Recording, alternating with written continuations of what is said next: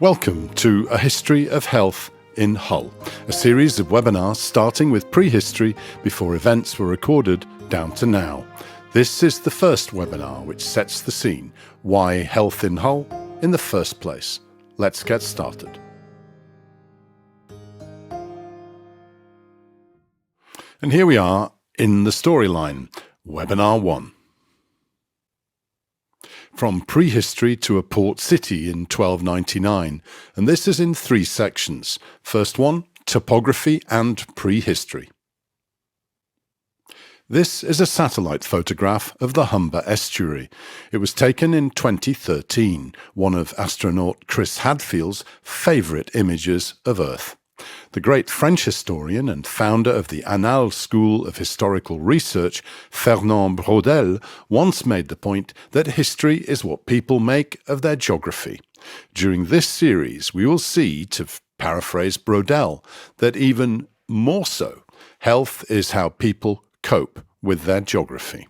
To start this series off, and before we leap into a string of epidemiological events, plagues, epidemics, pandemics, we need to consider the context in which we and our ancestors have lived. What bearing, if any, has this topography had on our health and well-being? Let's unpack Hull's topography age by age, so to speak. The Ice Ages, featured on the left, began 2.4 million years ago and lasted until 11,500 years ago.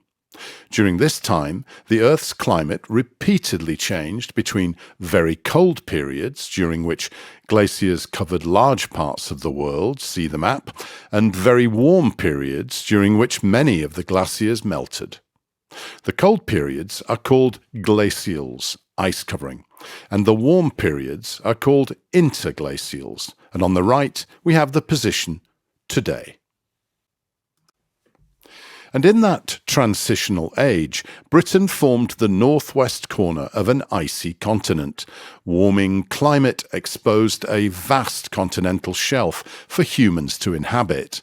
Further warming and rising seas gradually flooded low-lying lands.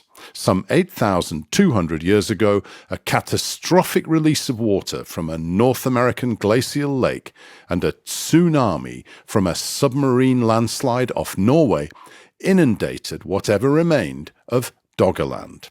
I guess that this separation could be called a proto-Brexit.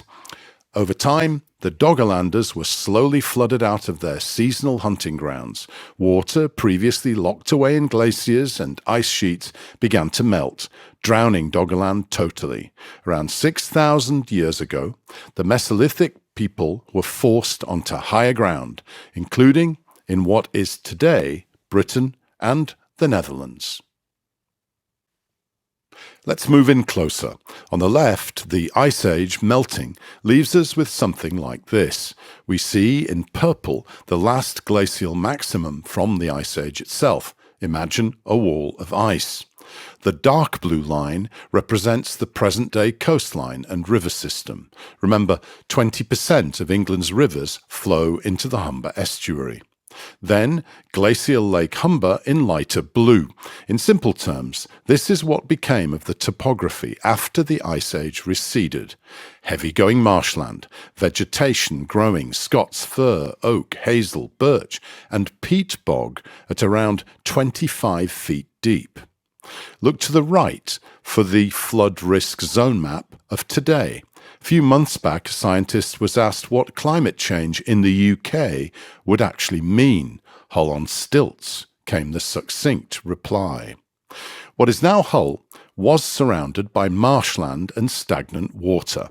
Hence Beverley High Road, a highway that had to be raised above the water table. New Land, a neighbourhood close by the university, built on marshland. The area featured many meres, Inglemire Lane, and brooks, Cranbrook Avenue. In terms of health in Hull and its surrounds, what does this all mean? Which brings me to my back garden. Picture the scene. I live in Cottingham near Hull. Over lockdown, I was in the back garden and marvelling at dragonflies like this one buzzing around. I was curious. Why here? Arriving on the scene around 300 million years ago, dragonflies were one of the very first insects to inhabit the planet. They've had a long time to perfect the art of flying, and they have a 95% success rate when hunting. If you're a gnat or a mosquito, it's curtains. A single dragonfly can reportedly eat anywhere from 30 to hundreds of mosquitoes every day. Yes, I said mosquitoes. What does this dragonfly in my back garden have to do with a history of health in Hull? Dragonflies lay their eggs in water, and when the larvae hatch, they live underwater for up to 2 years. Their ideal breeding ground is in stagnant pools, marshy areas, and this is also ideal for mosquitoes. We live close to Thwaite Hall, and in the gardens there is a lake, and the meadow can flood from time to time. Exactly the sort of land that Hull, emerging from prehistory, can give. The history of much of England is written in water. A side of empire and trade, large areas of the eastern coastline and its hinterland are close to or even below sea level, representing an English lowlands, a mirror image of the Netherlands or Low Countries, western coast of Denmark and northwest coast of Germany. This area has been shaped and reshaped continually by storm, flood and erosion. Lowlander people have had to find ways to handle this dynamic environment, a landscape crisscrossed by drains and dikes and interspersed with windmills. The constant exposure of this region to flood and storm necessitated the ability to adapt to circumstances, people whose work and culture was at risk from these elements over centuries. The lowland mentality was seen as being distinct and hardy under these circumstances. These wastelands were also places of mystery and even danger. This is where people with their pallid complexions, strange laws and customs lived in a distinctive architecture of houses built on stilts. The people were nicknamed frogs, moving around on stilts, and were reputed to have webbed feet. Fairy stories indeed. This was a dangerous area. Unstable land, ideal for robbers to lay low. It was an unhealthy area. Even the noxious vapours given off by rotting, stagnant wetlands were seen as triggering malaria, bad air. And this is where the mosquitoes come in. Up to 35 species have been identified in England's lowlands overall. I said dangerous. The great poet Andrew Marvell died from complications arising after he caught malaria around Hull in 1678, and we'll cover that in more detail in another webinar. But the same fate for Oliver Cromwell in the Fens in 1658. Later, this habitat around Hull and Holderness would be tamed and drained, less habitat for mosquitoes, and highly productive agricultural land, lots of harvests, and that meant huge numbers of itinerant labour passing through with their diseases as well as their helping hands. Yet another factor to influence health in our region. As an aside, I started to imagine what living in these marshy lowlands would have been like. Not a lot of evidence to go on, so I read a book on the marsh Arabs by the intrepid explorer Wilfred Thesiger. Thesiger knew Hull. He had wanted to learn how to survive without much sleep and had worked on a whole trawler before he embarked in a trek across the desert of the Empty Quarter. The map to the right shows the area where the marsh Arabs lived in southern Iraq. Saddam Hussein had drained much of their habitat. There's very little left. And this is what their habitat looked like. I'm speculating, but maybe this is what it was like to live in the marshlands around Hull.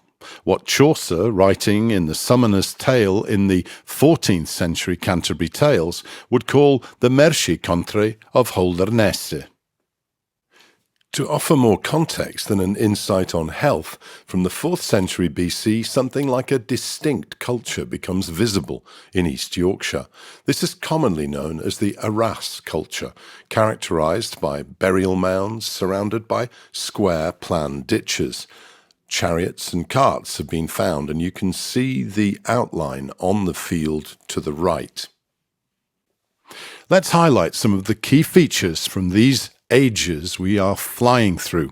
The Stone Age is split into three separate periods: Paleolithic, Mesolithic, and Neolithic. So the Paleolithic is end dated at 10,000 BC, and this is where people migrate due to scarcity, very simple tools, and they are nomadic hunter-gatherers. And then we move to the Mesolithic era, and the end date for that is around 5,000 BC. Tools with handles, improved clothing and shelter. They learned to control fire and also the domestication of animals. We move to the Neolithic era, and the end date for that's about 2200 BC.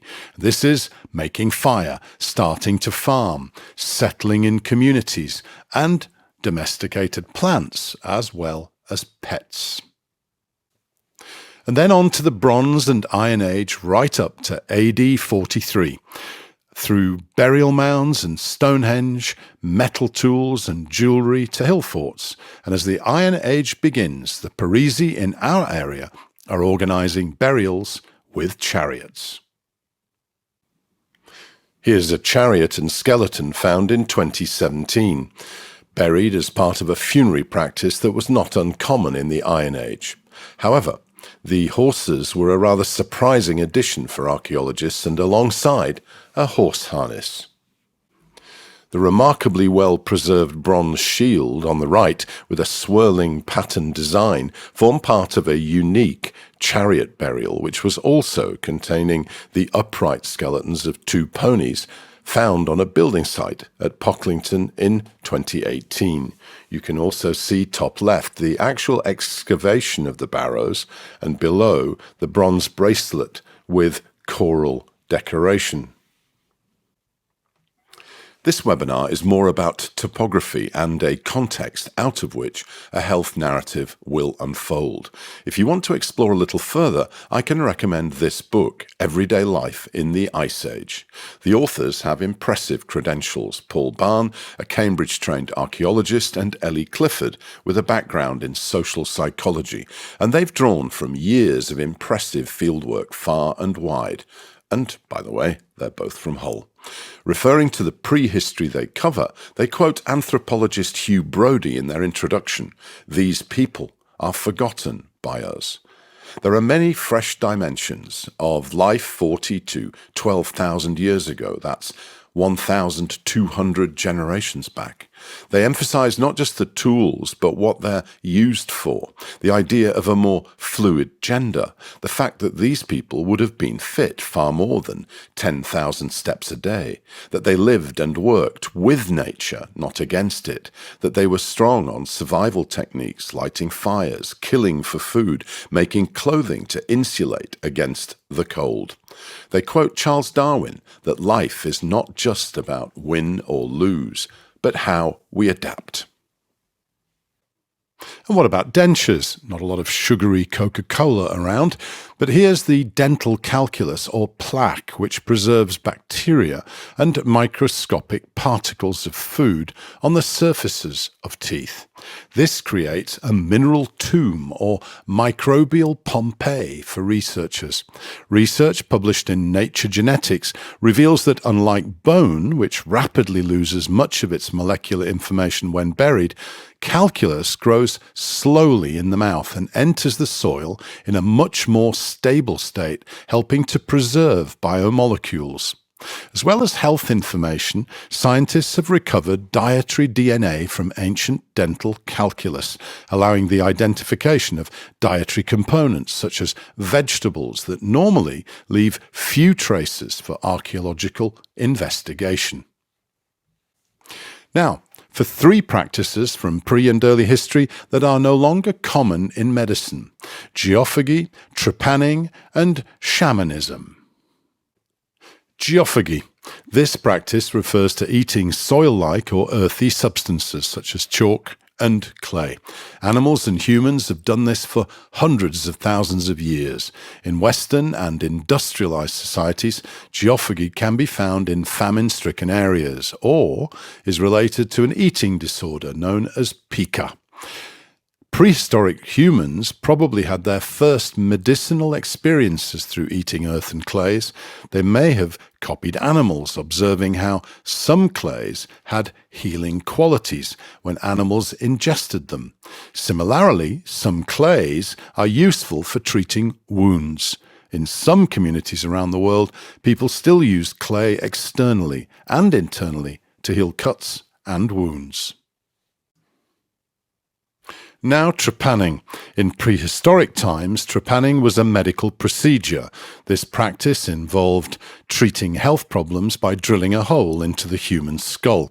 From studying cave paintings, anthropologists believed that prehistoric peoples used trepanning in an attempt to rid their fellows of mental disorders, migraines, and epileptic seizures.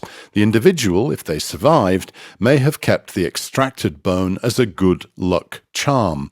There's also evidence that trepanning was used in prehistoric times to treat fractured skulls.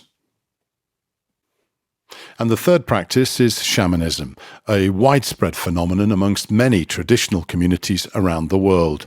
Although having different cultural manifestations, the central premise is to establish contact with the supernatural realm through the ecstatic experiences of a professional and inspired intermediary, the shaman. Historical sources of Siberian practices, where the name originates, date back to the 16th century, but archaeological evidence has suggested the practice goes back into the Paleolithic. Now, faith in the past, or shamanism, is a controversial area in archaeology. We need to be careful here. As Paul Barn and Ellie Clifford point out in their book, archaeologists with knowledge of Siberian practices are wary of facile equivalences between shamanism of eastern Siberia and some Paleolithic data because it's far too general to be useful. We're straying too far from our Mershi country of Holderness. Time to move on. And now to Section 2, a classical framework. Here we have the cradle of civilization, the Fertile Crescent in 3200 BC. Now, let's consider the medical ideas emerging from the Fertile Crescent. First, ancient Egyptian medicine was mainly based on herbs, especially vegetables and other foods. Drugs were used in pills, and ointment form and drops were common. Dressings and deodorant preparations were also used. This is clearly shown in the Ebers Papyrus, which includes names of medical herbs of great medical benefit. And then in Mesopotamia, medicine mostly involved plant-based remedies. Plants individually or in combination were applied externally as bandages or salves and taken internally in the form of healing potions or enemas. And then the Hammurabi, the oldest book of rules in the world. Heavy on punishment, 282 rules established standards for commercial interactions and set fines and punishments to meet the requirements of justice. For example, doctors were punished if treatments caused harm, perhaps an echo of today and the role of litigation. And then we move to China, 206 BC to 220 AD. The Pen Cao Qing covers 120 drugs that are stimulants: ginseng, orange, cinnamon, then therapeutic substances, ginger, peonies, cucumbers, and third, 125 substances that have toxic qualities, triggering strong or violent actions. Rhubarb is one of them. Fast forward to ancient Greece. Aesculapius was venerated for his healing abilities. You can see the snake wrapped around the rough-hewn branch representing plants. Mind you, he was killed by his grandfather Zeus with a thunderbolt because not enough people were passing on to the underworld due to his healing skills. Perhaps this was an early illustration of KPIs, key performance indicators, in healthcare. And then we have Hippocrates. This is a key moment. We shift from Greek mythology into the field of medicine in the real world. Hippocrates gives us the four humours, that the body was a system of four fluid humours, black bile, yellow bile, phlegm, and blood. And if the humours were out of balance, disease. Hippocrates was for real. Aesculapius was myth. For Hippocrates, sickness is not sent by the gods or taken away by them. It has a natural basis. If we can find the cause, we can find the cure. Hippocrates is the originator of the Hippocratic Oath, which I'll paraphrase as "do no harm." To this day, the oath is taken by graduating medics, a general guideline in ethics in the medical domain.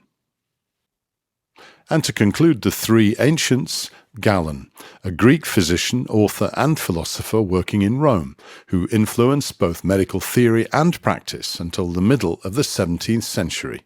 Galen became famous after curing the Emperor Marcus Aurelius of a stomachache. He was also known for his skill with spinal trauma. Here he is treating a gladiator.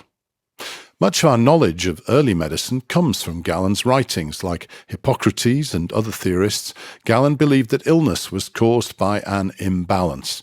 How does one restore the balance? Bleeding, enemas, and vomiting were the suggestions. And owning a large personal library, he wrote hundreds of medical treatises, including an anatomical, physiological, pharmaceutical, and therapeutic works. With principles based on his anatomical dissections, he spoke and wrote extensively on the anatomy of the body, emphasizing the role of the heart, brain, and blood. So much for the roots of medicine. Here we return to Hull and Holderness. This mosaic is taken from an excavated villa over by Rudston in East Yorkshire. Romani ite domum. Romans go home is the corrected Latin phrase for the graffiti Romanes eunt domus from a scene in the film of Monty Python's Life of Brian. In fact, the Parisi of East Yorkshire chose to work with the Romans rather than against them. They collaborated. For example, the Romans encouraged the Parisi from pastoral farming of horses, sheep, and cattle to arable farming, producing wheat, corn, hay, and so on, to help feed the vast numbers of Roman soldiers stationed in York and other locations. One more point. The Romans built settlements away from swamps as a rule. This was to avoid miasmic odours and malaria. Also, these areas were unsuitable for their road systems. There's evidence of Roman villas around Hull, at Bransholme for example, but not enough to enlighten our focus on health. So, there's evidence of a Roman presence around what is now Hull, but not much to go on regarding health. We move on. And so to Section 3, Monasticism. We now move to monasticism as a kind of solution. The question is, solution to what? We need some more context. The Humber estuary has been an ideal territory for invasion, and this offers useful insights into the spread of disease. First up, the nomadic Scythians. Their king, Humber, was drowned and gave his name to the estuary. Next up, the Vikings from the 8th century to 1066. They ruled most of this territory with their Danelaw. In fact, the word riding comes from a Danish word, thridding, meaning a third. To keep control of this territory, the Vikings had to have safe passage through the mouth of the River Humber, and the River Humber allowed access to the River Ouse, River Trent, and River Foss. Whilst there are traces in the places on the map, the fact is that the entire northern bank of the Humber at the time of the Danish colonisation was low-lying marshland, so there was no real settlement in the interior of the East Riding of Yorkshire. It was not until the Holderness area was drained by a system of dykes similar to the drainage in the South Lancashire Fens, and more recently the installation of modern pumping stations, that the interior became more than woodland and lakes. Then there's the fact that where the Vikings did colonise, evidence has been lost due to strong coastal erosion over the last 700 years, with over 20 villages having disappeared. In terms of our focus on Hull, the most significant loss was Ravenspurn and Ravense-Odd. The Raven prefix of both settlements comes from the shape of the headland. The Viking name for Ravense was Chafens Eer, meaning raven's tongue. And as we shall see, this was all gone in the Grote Mandrenke, the Great Drowning of the 14th century, which we'll pick up in the next webinar. Vikings featuring in films and on TV have often been portrayed as dirty and vulgar. In reality, the hygiene habits of Vikings were surprisingly modern. From latrines to personalized grooming utensils, you may be surprised by how seriously they took their cleanliness and appearance. See here a North Yorkshire settlement from which we can glean more information. The soapstone basin that was used to wash regularly. Sagas speak of communities and ritualized bathing on Saturdays. Speaking of the importance of hair washing, Vikings also believed their hair should be regularly combed. Most Vikings carried a personalized comb in a wooden case that would protect the teeth of the comb. And these were made of either wood, bone, ivory, or antlers, and an increasing number of historical artifacts have shown that Vikings also groomed their ears, their nails, and more. Tools resembling modern-day tweezers, ear cleaners, and other items have been found. Now, there's one other Viking characteristic worth consideration when we consider health, and that's height. The average height of men in Norway in the Viking era, based on skeletal measurements, was 176 centimetres, that's 5'9", with a range from 170 to 181, that's 5'7", to 5'11", which was taller than other Europeans during this time. The average height of women was 160, that's 5'3", with a range from 149 to 164 centimetres, that's 4'11", to 5'5".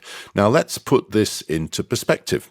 For British men, NHS studies highlight the average height at age 21 rose from 167 centimetres, that's 5'5", in the period 1871 to 75, and to 177 centimetres, that's 5'10", by 1971 to 75. So there you have it. The Vikings were tall, well-groomed marauders. When the Normans conquered England in 1066, the Viking threat more or less came to an end. The Viking Harold Hardrada had been defeated by King Harold II, the Anglo-Saxon leader, at Stamford Bridge, a few days before Harold was himself defeated at Hastings by William of Normandy. And then, to put down the troublesome northerners, we have the harrying of the north. Most of us are familiar with 1066 and all that, less so the winter of 1069-70, known as the harrying of the north. Faced with local rebellions in northern England, William the Conqueror set about systematically destroying large parts of the north. The harrying was a series of military campaigns waged by William the Conqueror to subjugate northern England, where the presence of the last Wessex claimant, Edgar Atheling, had encouraged Anglo-Saxon, Anglo-Scandinavian, and Danish rebellions. Locally, this led to the granting of the land of Holderness to the Dukes of Aumale from the Champagne region of France.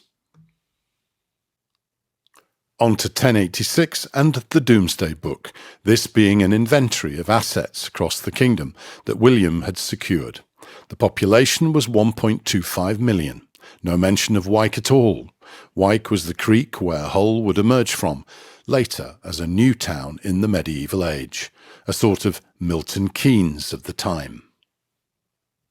Over the next few years, the population of England grew to around 2 to 3 million, and the Normans had destroyed Anglo-Saxon structures and replaced it with their own.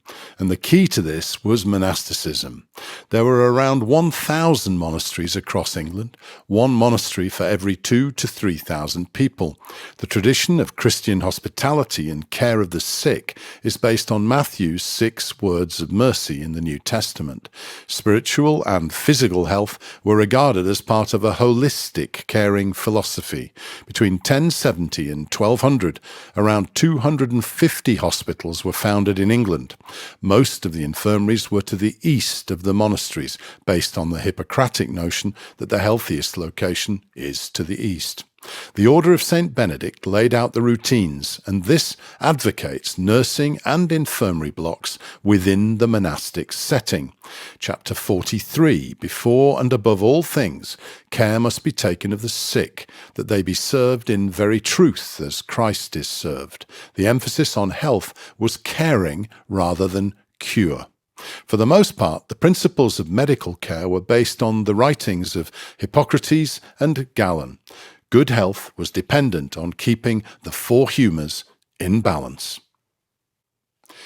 In terms of health, the key was the environment, rural, calm, often places of pilgrimages with shrines and holy waters. The infirmaries were noted for clean water and refuse disposal, and they themselves offered basic care, warmth, rest, nourishing food, far superior to the normal fodder of the monks.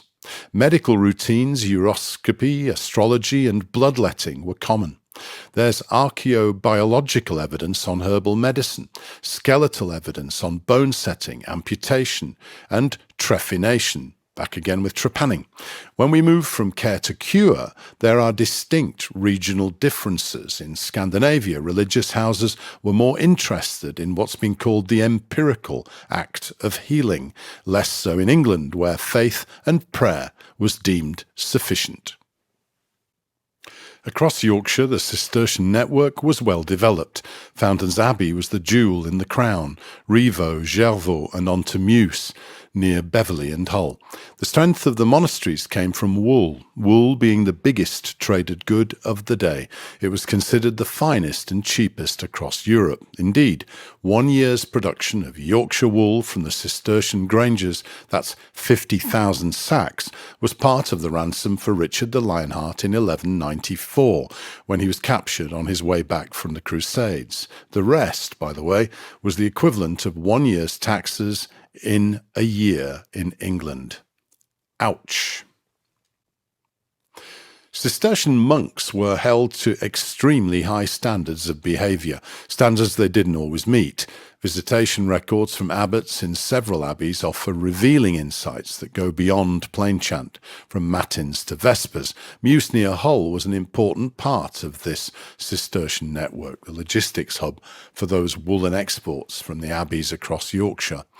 Cistercian life was tough, lots of hard work in the fields and with animals, risks of broken bones, the stresses and strains of hard labour, repetitive stress injuries from repeated tasks, and even the first experience of desk-bound fatigue as monks illuminated manuscripts well into the night. Care of the sick and weak members of the community was integral to monastic life. It was important that the monks were fit and healthy so that they could participate fully in communal activities, from celebrating the offices in the church to administration and everyday chores to keep the abbey up and running. Care of the sick was not simply a practicality, it was also in accordance with biblical teaching and imitative of Christ the healer. Healthcare within the monastery was preventative and restorative. The monks were routinely bled in groups, as it was believed this kept them in good health. Any member of the community who was sick or injured was sent to the infirmary, where he was tended by the infirmeraire and his helpers. Those staying in the infirmary followed a less rigid way of life and were permitted better foods. To Cistercians, the physical environment was a window to God. Taming wilderness symbolized a soul's return to God again.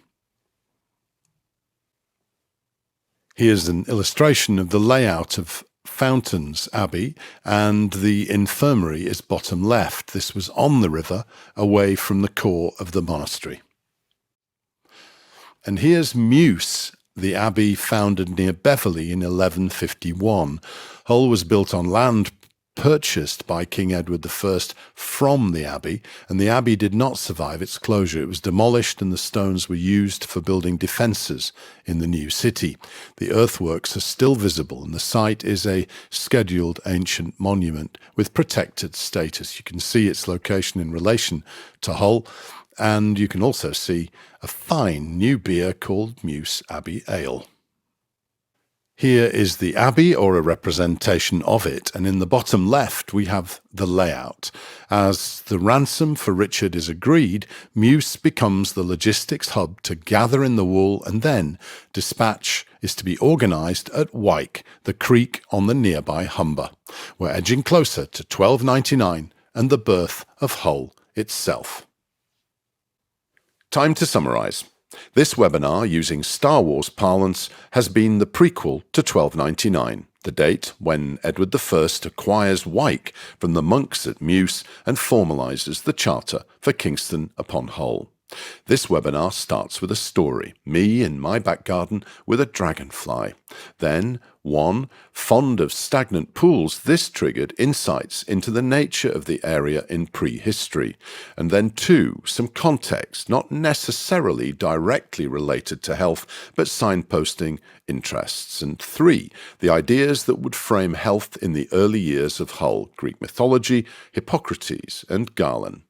4 takes us to the invaders, Vikings, and then the Normans. And 5 explains how the Cistercians were placed to put together a socio-economic and religious framework after the harrying of the north in 1070. Now, we arrive at the central focus of these webinars. What was the nature and cause of disease in the area, the methods of prevention, and the methods of treatment and cure? Enough said. You've been listening to Rob Bell giving Webinar 1 of A History of Health in Hull. Do please visit the Rob J. Bell webinar site, subscribe and like. Thanks for listening.